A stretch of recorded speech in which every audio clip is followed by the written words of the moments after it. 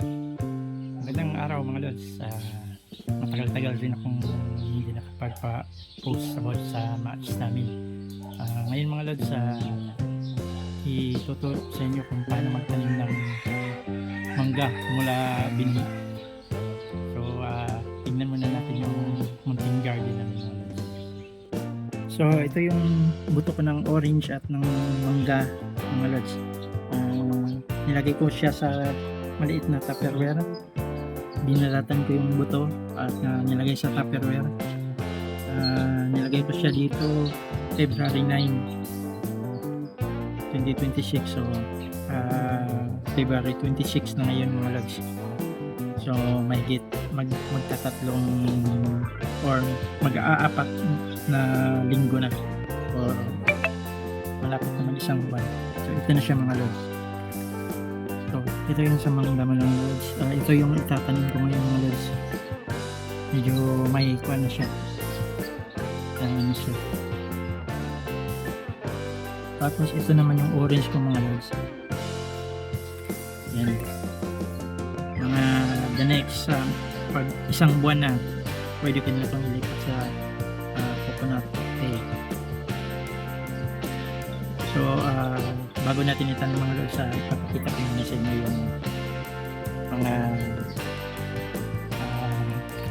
tanim kong vegetable. So ito mga lods, lettuce. Yan. Medyo natumba lang kasi mahangin mga lods. So may snow peas rin ako mga lods. Ito kamatis. Ito naman sili. Medyo malaki na sili. Tapos ito mga lods, cabbage to. Tanim lang ako ng 5. Yan,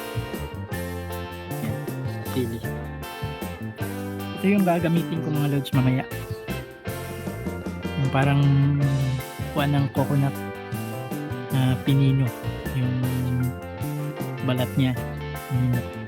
May nabibili ito sa nabili ko itong mga lods sa Shopee. Bale 23 per kilo. Ang pangalan niya coconut peel. Tignan natin yung kama. Ito may pechay ako dito mga lods. Ang palaya. Malapit ng magkwento. Ang bulaklak.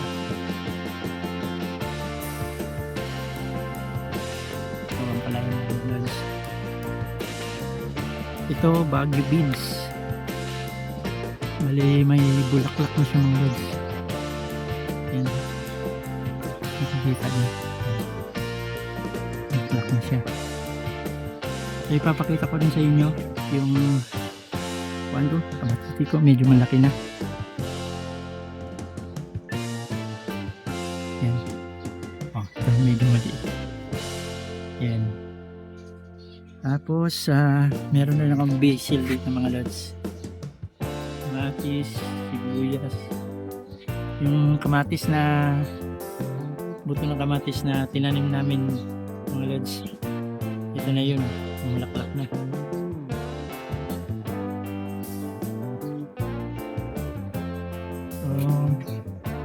So, ito pipino mga lods. Pwede na itong panin mamaya. Pwede itong i-harvest mo yung hapon. Yun. Ayan yung pollinator ko mga lods. Yun. Yun siya. Yan. Pollinator ko yan. Ito, pag maliit pa yung pipino mga lods, yan, binabalot muna namin. Kasi pag hindi mo binalot pag maliit pa, tutusukin ng insekto at mamamatay gaya nito mga lods. Ito, tinusok siya kaya hindi na lumaki.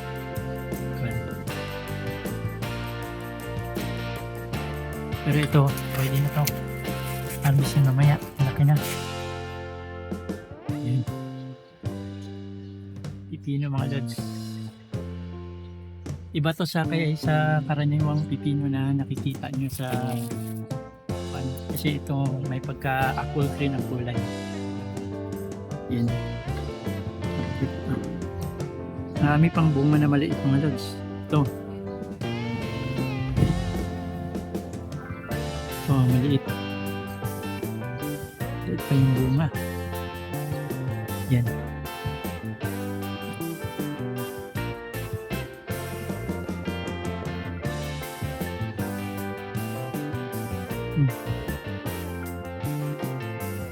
So, laki na ito mga lods. Oh. Kasing kuha na kami ng palad. I-harvest ng misis ko ito mga, pero marami pang mga bulaklak mga lods. Itong avocado ko, maliit. Maliit lang itong garden namin mga lods. Sa likod lang ng bahay namin. Yun yung bahay namin. Sa likod. Meron din akong dito nagbati mga lods. Yun. Ito herbal to. Yun. Mulaklak na yung talong ko mga lods.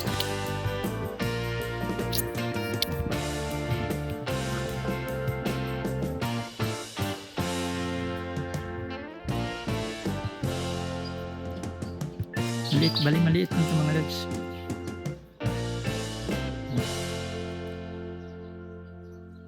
So ngayon ipapakita ko na sa inyo kung paano magtanim ng mangga mga lods. Tara. Yung coconut peel mga lods, hinaluan ko ng black soil. Ito yung itatanim ko yung mangga dito. Lalagay ko lang siya sa plastic bottle. Yung mga mineral plastic bottle yung mga lods, huwag nyung itapon kung or wag niyong ibenta kung may balak kayong magtanim kahit sa gilid lang ng bahay niyo mga lods. Yun. Tapos pando na siya ito. Halo na yan.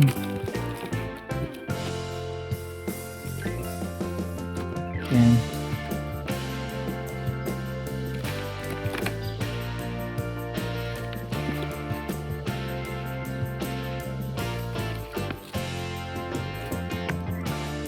Bali may na kita na akong may natanim na akong mangga rin na ganito mga lods. Malaki na mga dalawang kuan na. Dalawang roller na yung tangkad niya. Nilagay namin dun sa bukid namin. Sa may babuyan namin. So, ito mga lods. Lipat na natin yung mangga dito.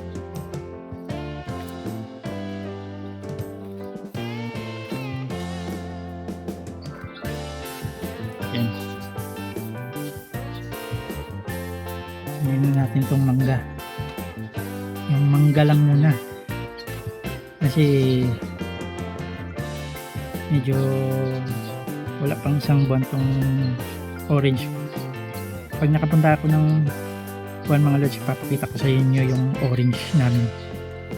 So, ganito lang pagtanim mga lods.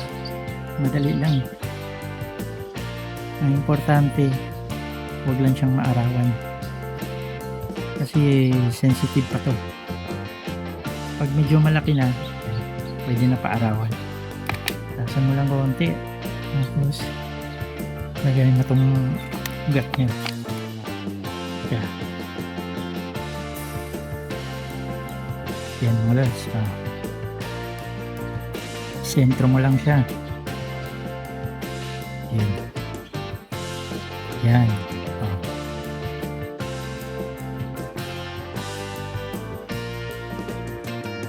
Yan. Hanggang natin mga lods. So, tinanim natin siya. Tinanim natin siya mga lods. 26 ng Pebrero. So, i-update ko kayo mga lods sa mga susunod na